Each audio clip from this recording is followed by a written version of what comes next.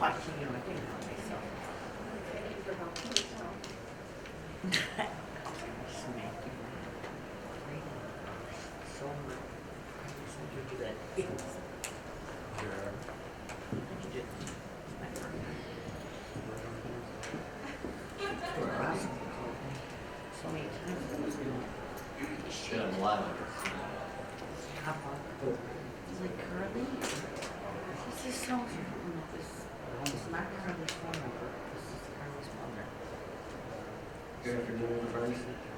This is the final presentation for the day, so we really appreciate all the dedicated employees sticking around for the final hour. Today we have Nick Morrow from the Nassau County DA's office. He's going to talk about leveraging your information for enhanced prosecutions. Right, thank you. I appreciate everybody sticking around this afternoon. I guess I'm one of 7 lucky winners to present in the final block for day 2 of this symposium, but I'm happy to be here. I'll note that I was asked to fill in for 2 other presenters who were supposed to be here today to present on crime analysis, evidence-based prosecution, innovations in the prosecutions, and their presentation was going to be geared a little bit more towards how they used information and intelligence in some of their specific cases. I've geared this presentation to be a little bit more kind of on a macro level, a little bit more generalized, but I do have 2 cases or investigations at the end that I'll go through to show you how we implement some of the tools that we discuss or I discuss in this presentation. I know that my bio is probably somewhere on the internet or somewhere attached to the presentation materials, but just quickly, I'm in my 21st year of public service. Almost all of that is as a prosecutor. I spent my first 14 years as a prosecutor in Manhattan, assigned to the Office of the Special Narcotics Prosecutor. In that capacity, I handle multi-jurisdiction, long-term narcotics investigation, targeting major importers of cocaine, heroin, and then fentanyl by the time I was leaving. I left there in 2014. I was in charge of the wiretap unit, the wiretap bureau at the time. I went to the Suffolk County District Attorney's Office on Long Island, where I was in charge of the electronic surveillance unit, and then the bureau chief of essentially their rackets bureau, where we handled violent criminals, drugs, guns, human trafficking, environmental crime. Not exactly sure how those all fit, but and then I had a short blip, almost a year at the Suffolk County Police Department as a civilian assistant deputy police commissioner, where I oversaw the Risk Management Bureau, and we tried to use some of the same tools we're going to talk about today in the criminal context, but we use them to analyze risk to both officers in the department and the public when they're interacting with the police department. For the past 2 years, I've been the bureau chief of the Narcotics, Firearms, and Gangs Bureau at the Nassau County DA's office in Long Island. That's my boss, Ann Donnelly. She was elected DA in 2021 after serving as a prosecutor for 30+ years in the office.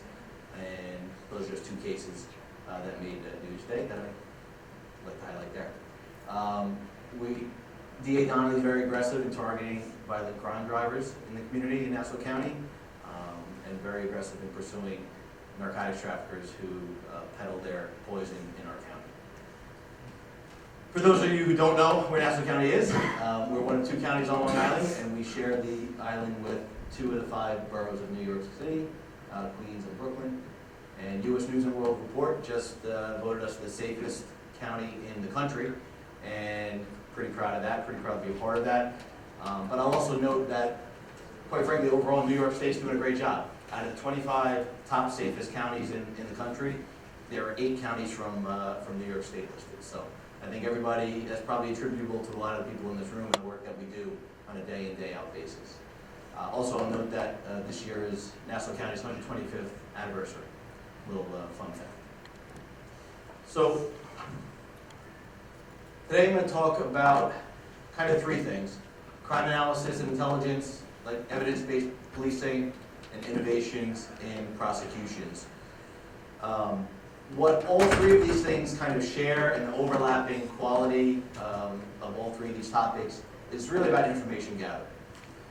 And I first really kind of realized the importance of information gathering and information analysis probably in the early 2010s when I was chief of the wiretapping bureau at the Special Narcotics Prosecutor's Office. At that time, as we all probably are aware, we started to see an increase in use and proliferation of oxycodone pills, which created a whole generation of heroin users. And we targeted a lot of heroin mills in the Bronx and Upper Manhattan in the work that we did on a day in, day out basis. And then anecdotally, we started to hear stories about someone being arrested upstate or up the thruway, and they have registrations coming back to a Bronx address, a Brooklyn address, a Manhattan address. And we knew that the Bronx and northern Manhattan were hubs for this heroin distribution. But we wanted to try to do a better job of centralizing the information, collecting information, and trying to make it actionable. So when we heard about a car stop up the thruway, we could cross-reference it with our cases to see if it's connected in any way. Can we make them part of a conspiracy that we were investigating? Also, conversely, we wanted to share information. Because oftentimes at heroin mills, you go in there, just in case anybody doesn't know, heroin mill is the place where they package the thousands upon thousands of plastines of heroin. Oftentimes there's 6, 7, 8 people in there working when you hit a search warrant, and sometimes those individuals might have had addresses or connections with upstate counties. So we wanted to be able to share information back as well. So myself and a couple other people, along with obviously Bridget Brennan, who's the Special Narcotics Prosecutor, developed this idea that we called the Heroin Interdiction Team, HIT for short.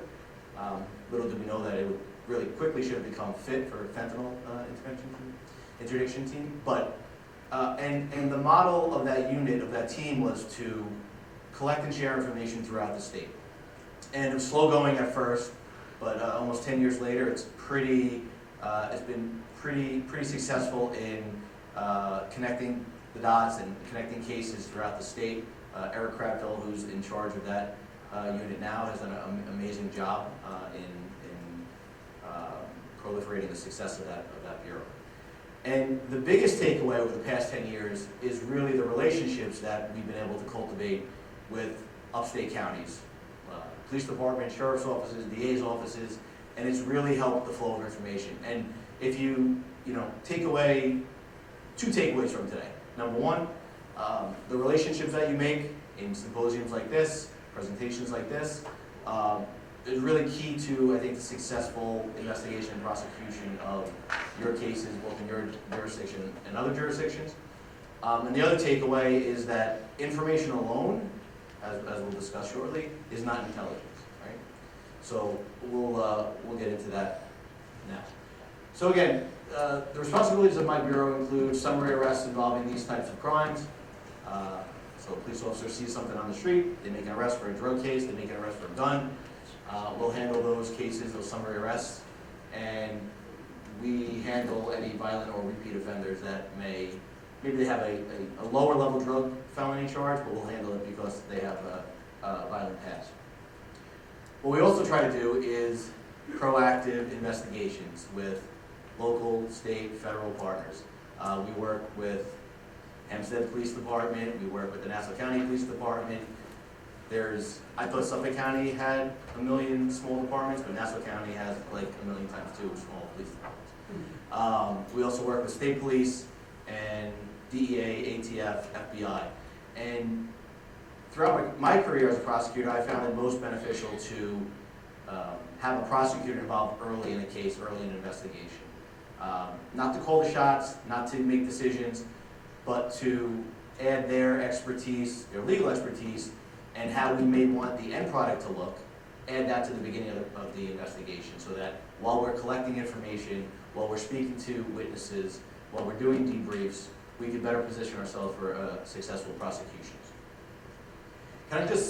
We have probably about 25 or so, 30 people in the room.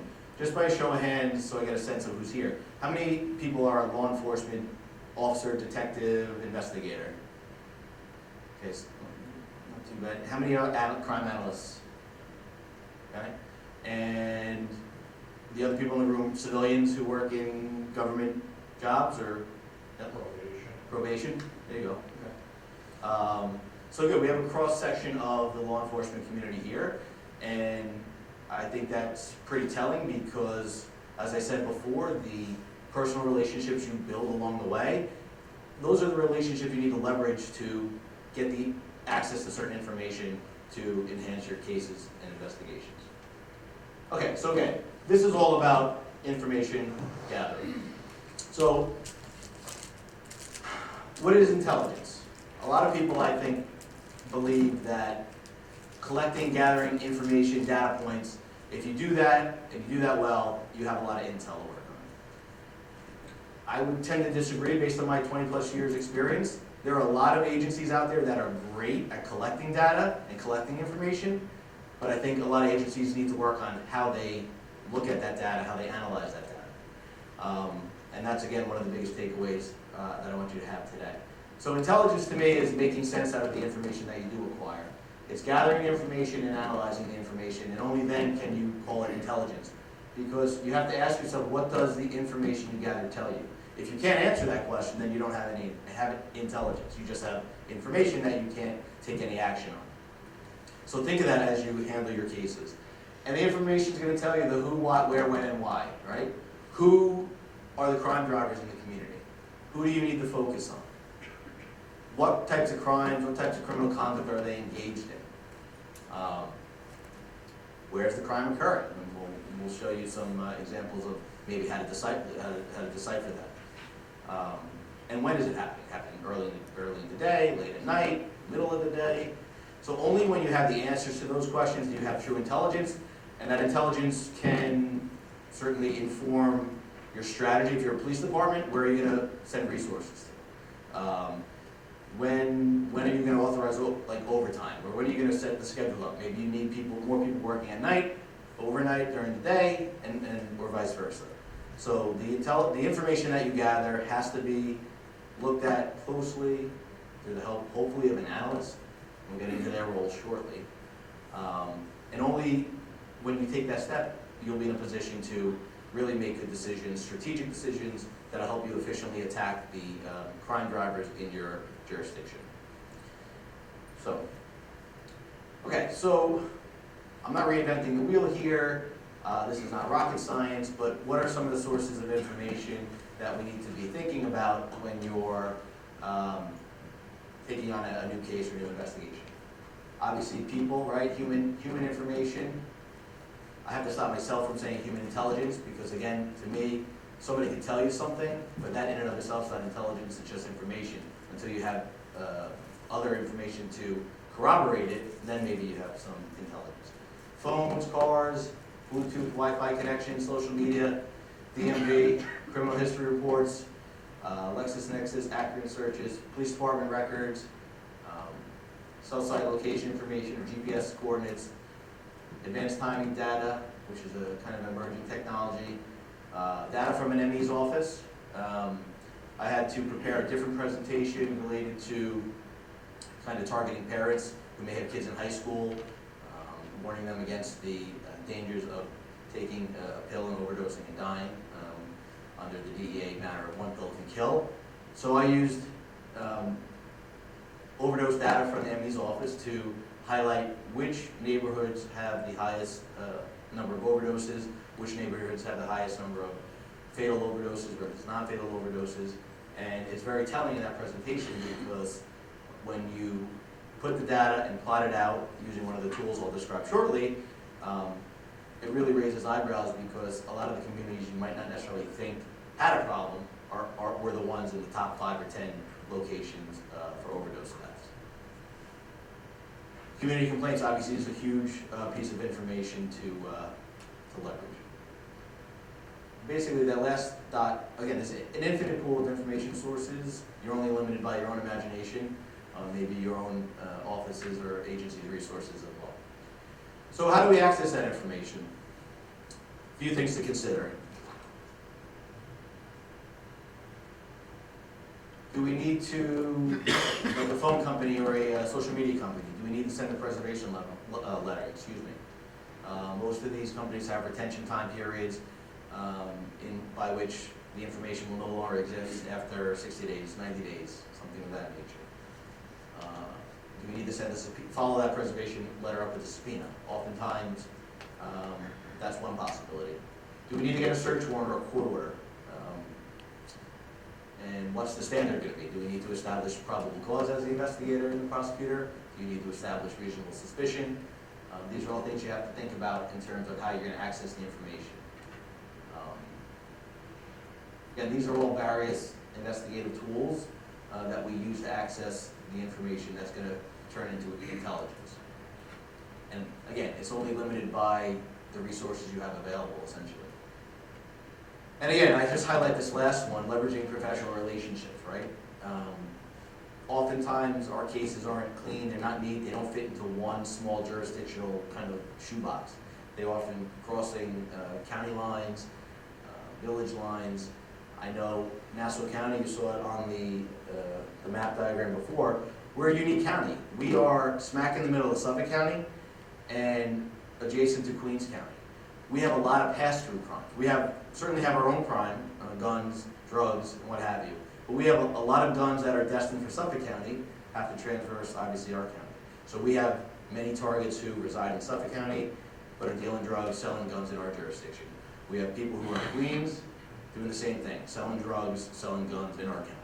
So it's important to have those professional relationships with other departments, other law enforcement professionals, to be able to pick up the phone and say, hey, I need some information on this particular location. Can you help me out?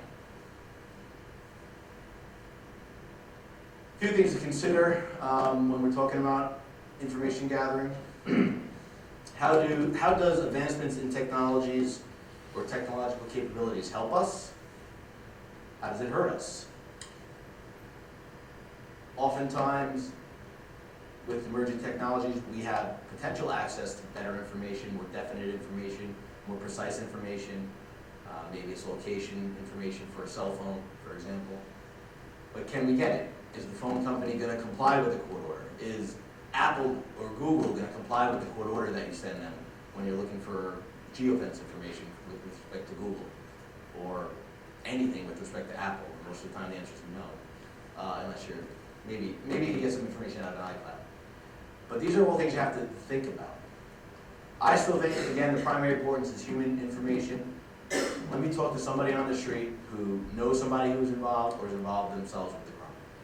And then you can back it up with all these other secondary kind of options, search warrants, GPS warrants, things of that nature.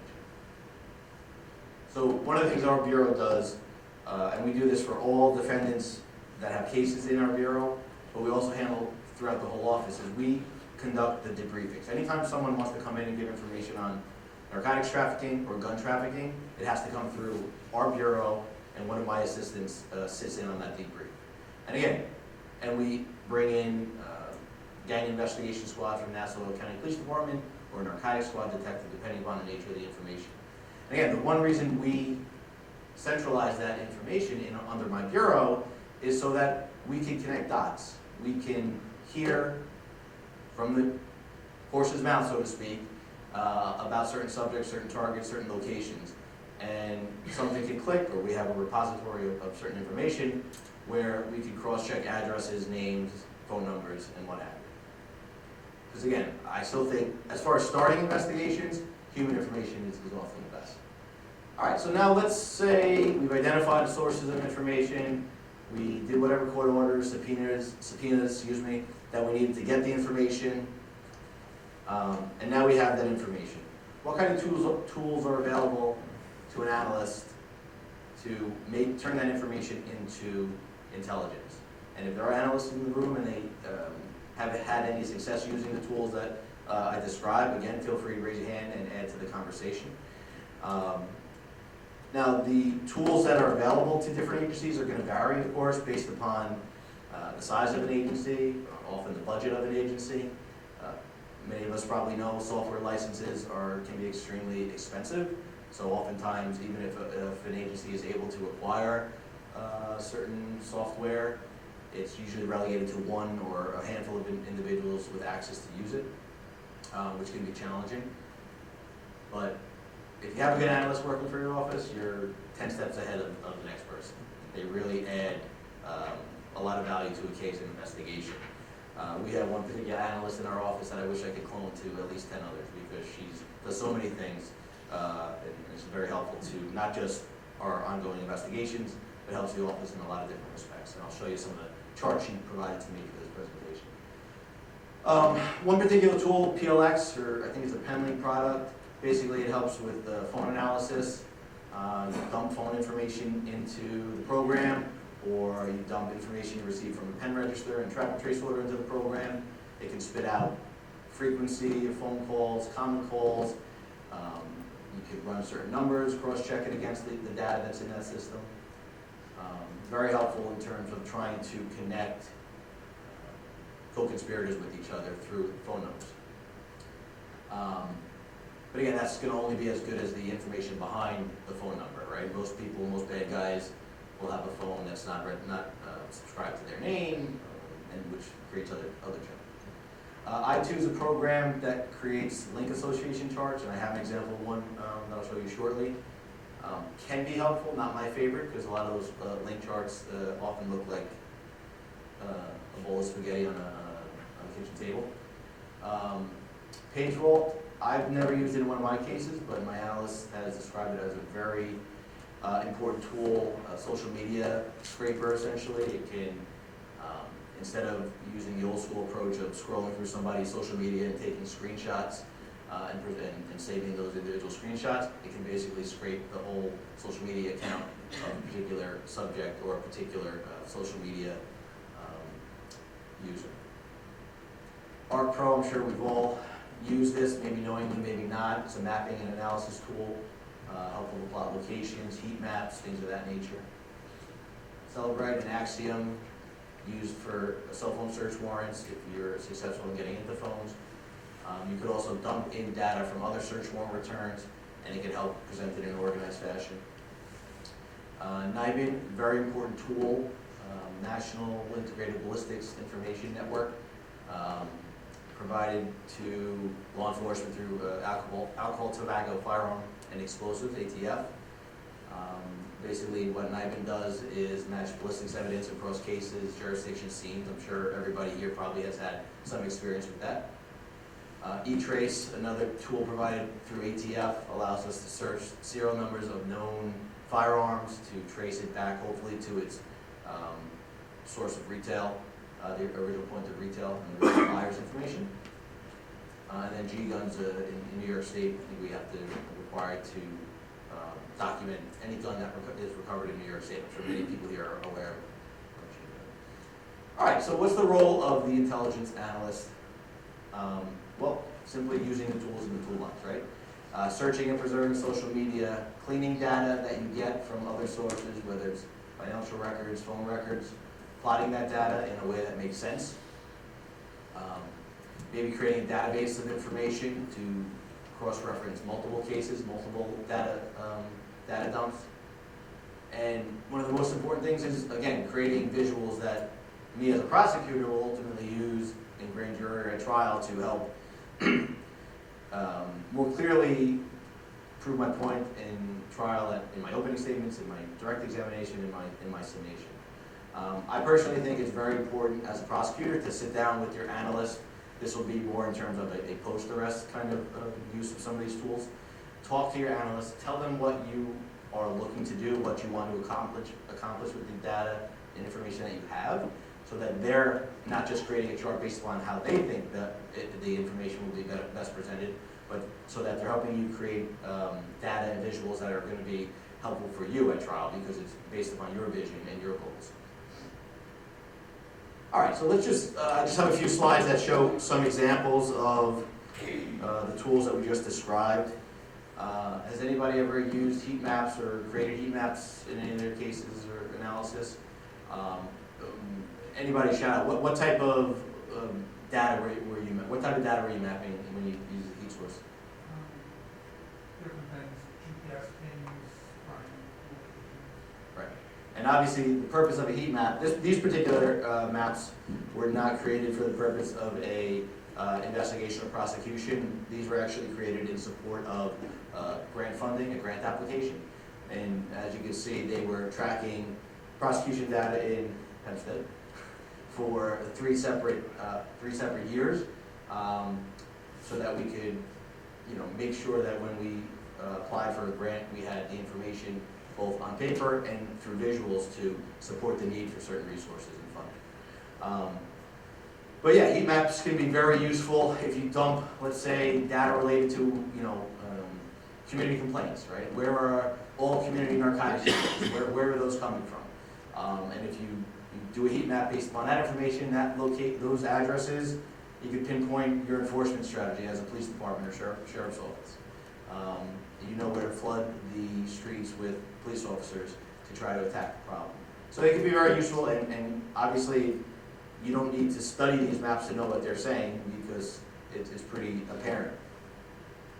This is just another use of ARC Pro. This was a burglary case, again, not mine or not in my bureau, but it just plotted the surveillance cameras along the route of the path of the burglar when they left the scene of the crime, and this was based upon capturing the image of the individual as they left the location. But just plotting that simple information, the locations of all those cameras, you can get a good sense of the path of travel of the subject in that particular investigation.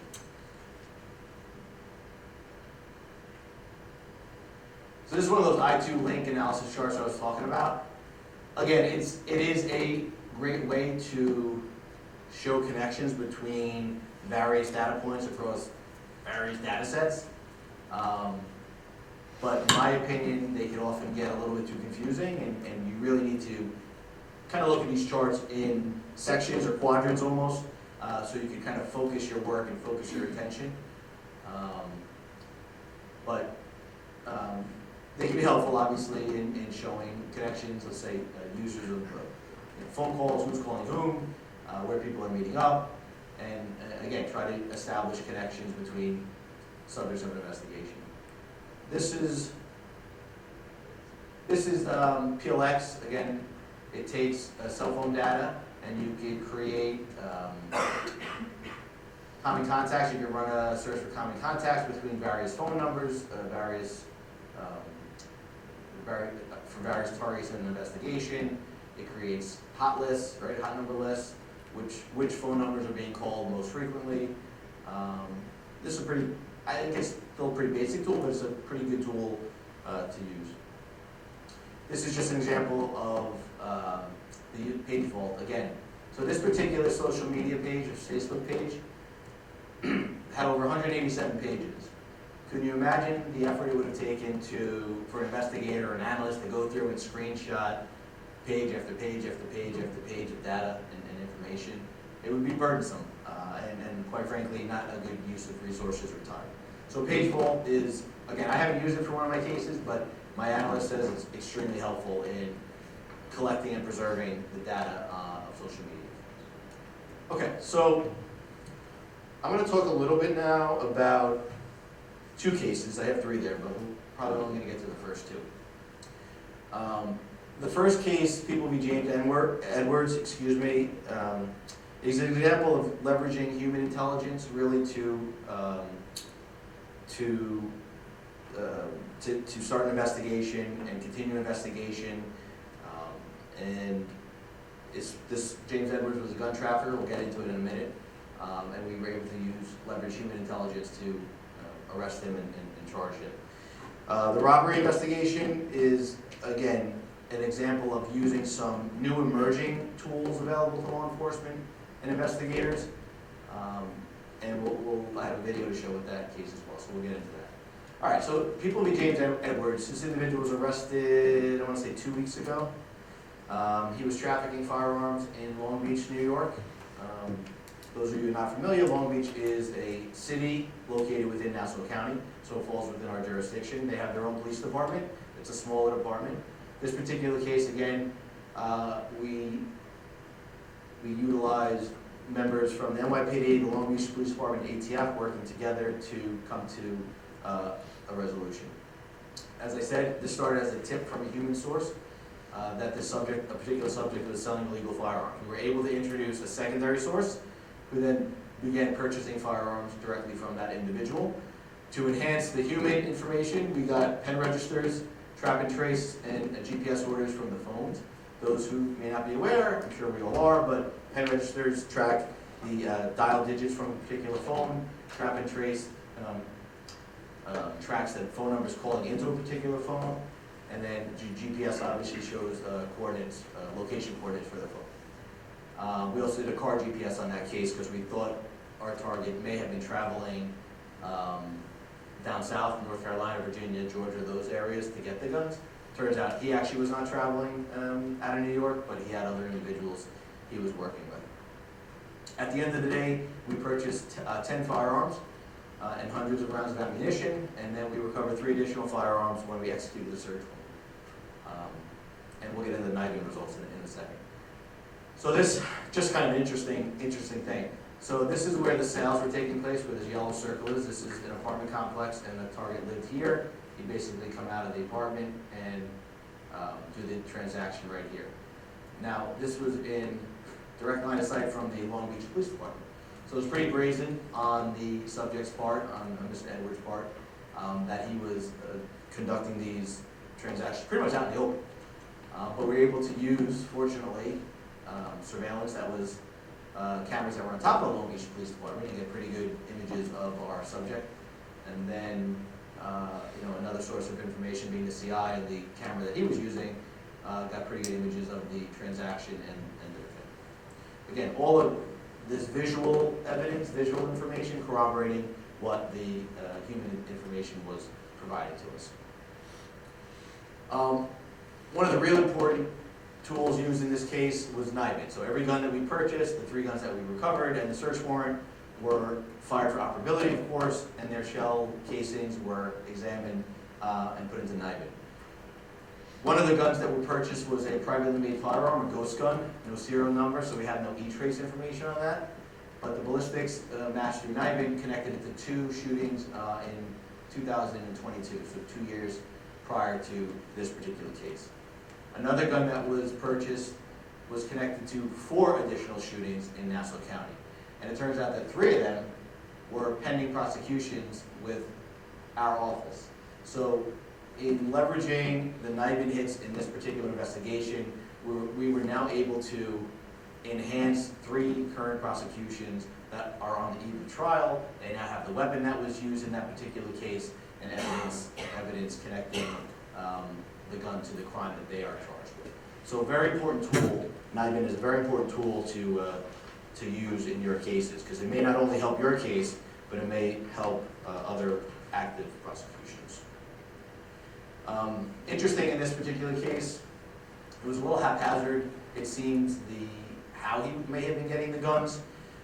We have guns that were through e-trace. We know the time to crime was as low as 27 days. And then we had some guns, the time to crime was over 18,000 days. So you're talking, one of them I think was 1974, the original purchase of the gun. We had a 1995 gun, and then most of them were within 2, 3, 4, 5 years of purchase. This is just the glory shot that we all love. And so there was, this here you can't really see, was a Pampers box. That was one of the ways he concealed the weapon when he handed it off to the informant in this case. And there were, I think, a total of 3 or 4 privately made firearms or ghost guns. So those were not traceable. Okay, so the next case that I want to talk about before I wrap up is a robbery investigation that we have currently ongoing. This was a very peculiar case. I'll show you the video. It's very, very kind of strange. So this started or was brought to our attention as a result of a marked patrol unit for the Nassau County Police Department arriving, responding to a 911 call of a motor vehicle accident. They arrived on the scene. They saw a U-Haul truck, and on top of the U-Haul truck was an individual who was bleeding. Closer observation, it turns out the individual had just been shot in the face. He, of course, survived, and he is now the defendant in this case. We'll get to that. So he was shot in the face. The immediate investigation thereafter was heavily focused on trying to locate cameras, video of what may have happened in this particular incident. And fortunately, we were lucky enough to find cameras associated with the warehouse that shows most of what happened, but not all of what happened. And we'll get into the subsequent investigation momentarily. But basically, in this warehouse, there was housed thousands of pounds of cannabis, or suspected cannabis. We believe that there were 2 individuals inside of that location, the warehouse, in the process of removing several of those bags to another location. Somehow, the defendant, the individual who ends up shot in the face, him and his buddies caught wind of it, and they were trying to rob this location of the weed and money, most likely. So, I think I have to. 1 second.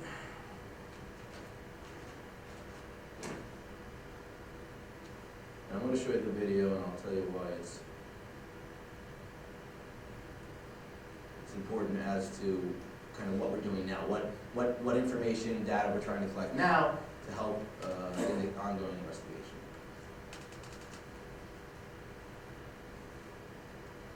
So you pay attention to the white Sprinter there. There's the U-Haul truck that I referenced.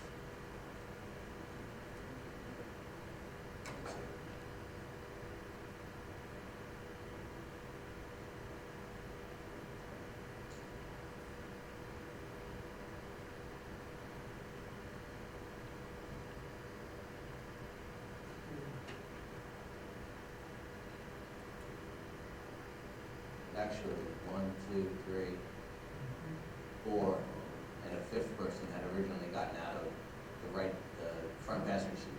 This individual was already inside the warehouse. You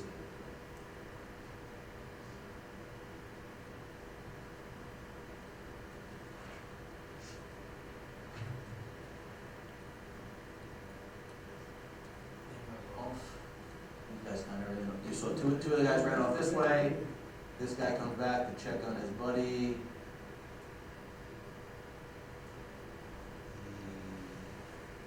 better on it, and eventually comes back to the Sprinter truck.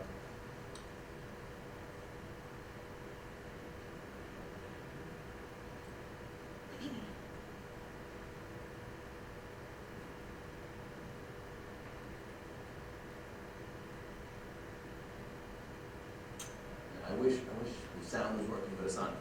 And it's hard to see here, but so right now, the individual who was shot in the face is on top of the U-Haul truck. Good question. So when you hear the audio, you can actually hear him screaming and yelling and something. I don't know exactly what it is.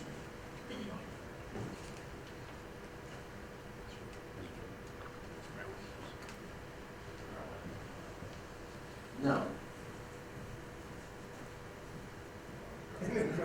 So they're trying to drive now to get him off the truck, presumably. Where's this thing? Oh, this. Oh. So he's hanging on to your life. It's like,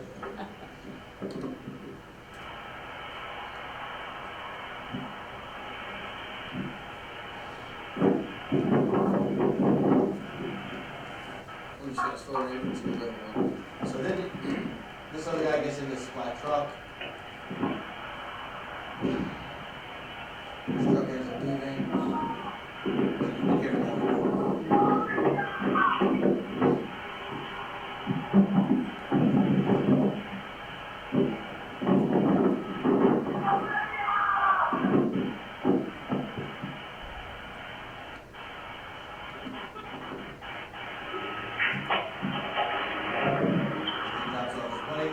These 2 guys, we believe, were the 2 individuals in the warehouse, one of which is the shooter. Black truck drives off.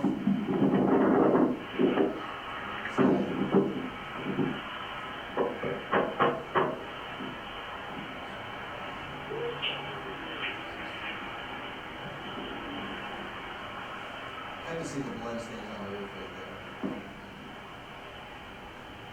So this car leaves, literally you'll see it come over here, pulls off, hits a fire hydrant or something, pulls off onto like the median side of the road, and the driver just ditches the car, ditches the U-Haul truck.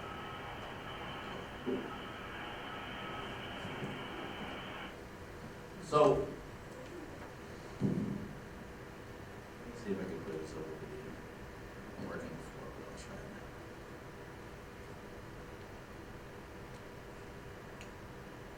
So no audio on this one, but this is just the other angle.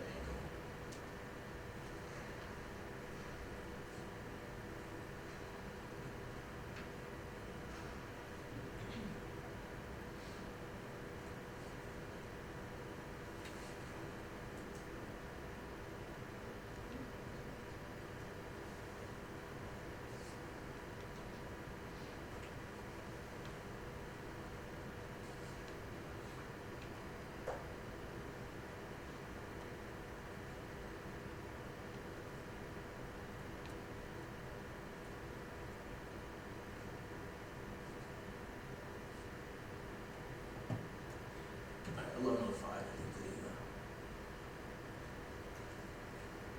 so obviously the other angle you saw is from a camera like on the warehouse somewhere over here. Is the U-Haul truck.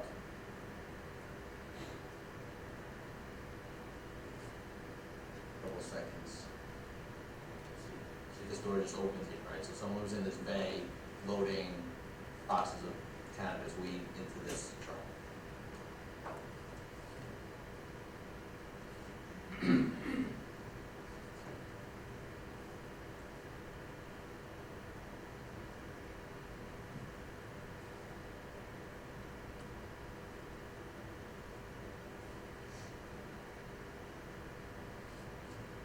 Our shooting victim / defendant.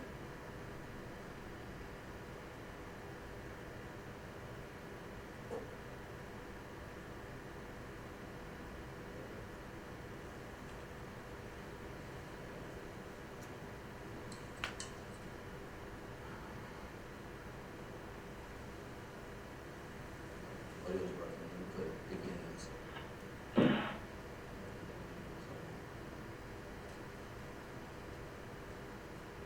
Hear the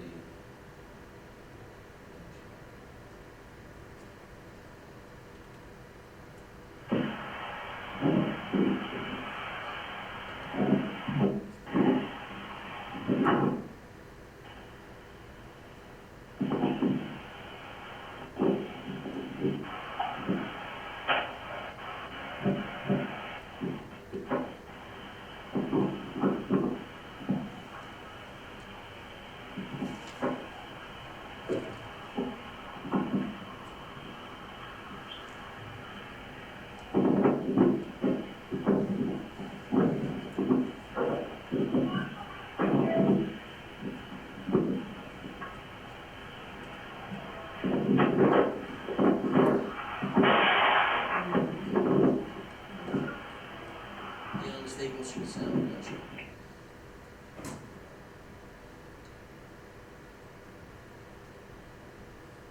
So, from that second video, it's hard to see on the video as it plays, but this guy clearly comes out with a gun in his hand, which is why our theory is that obviously him and his buddies were trying to rob these guys of their drugs and their money, most likely. But the other important thing about this video was it gave us the license plate for the Sprinter van. So this I just highlighted, you can see kind of the blood on the top of it. This guy was sold. All right, so what are the next steps? Why did I show you these videos? Why did I go through that process? So how do we use the information we obtained from the video and the surveillance to move our investigation to the next steps? And I told you we saw the license plate, so we knew the license plate as well as the black truck that drove away. That's why I pointed that out to you. We got that by looking at license plate readers for any black Dodge Rams, and we were able to identify that truck. And then we were trying to use that license plate reader data to kind of inform our next steps, right? You're always building off of one piece of information to move your investigation further. We're also trying to leverage the location information of the car, which cars, if you don't know, most people, some are aware, maybe you're not aware, but cars connect to cell towers just like phones connect to cell towers. So you can get similar information about a car that you can for a cell phone. Cell site location information, certain GPS information, certain other advanced location information. So we did orders to get that information, which we have not received back yet. But when we do get that back, we'll be able to plot it using ARC Pro to follow the path to see where that car went to the white Sprinter van with the 4 other co-conspirators in the robbery, and the black truck who possessed the cannabis and was involved in the shooting. Maybe a justifiable shooting, right? We don't know yet. And then we're going to, excuse me, use, continue to build on the information that we received to apply for other court orders, to again enhance this case. So that's kind of it. This I threw in there because it was really cool. This guy he was ordering homemade silencers through the mail, and this guy had like a shooting range kind of in his basement, under his ground, backyard. But that's for another time. We had no actual evidence he used it. He said he used it to shoot his pellet guns, which he had, which maybe that's true because there's no neighbor complaint saying I hear loud bangs at night. But anyways, I just want to leave you with this. And I think there was a presentation on artificial intelligence this morning, and I think there's 2 presentations tomorrow or the next day. But what is the role of artificial intelligence, and how are we going to be able to use that to enhance our case? Now, I'm sure to some extent AI is built into programs that you're already using, but how is emerging artificial intelligence going to benefit us, and how is it going to hurt us? It's going to hurt us because how do we know what's real and what's not real, right? How do we know we're chasing the right targets, chasing the right subjects? How do we know we're collecting the right evidence? Again, I don't have the answers to these questions, but it's something we need to start thinking about as we move forward. And then again, how does your office, your agency, utilize AI to help bring forth successful investigations? And that's all I have. I'm done. If there's any questions, happy to take it. If not, my contact information is there if anybody has any questions after the fact. But I appreciate your time on this late hour, and hopefully everybody enjoys the rest of the conference. Thank you very much.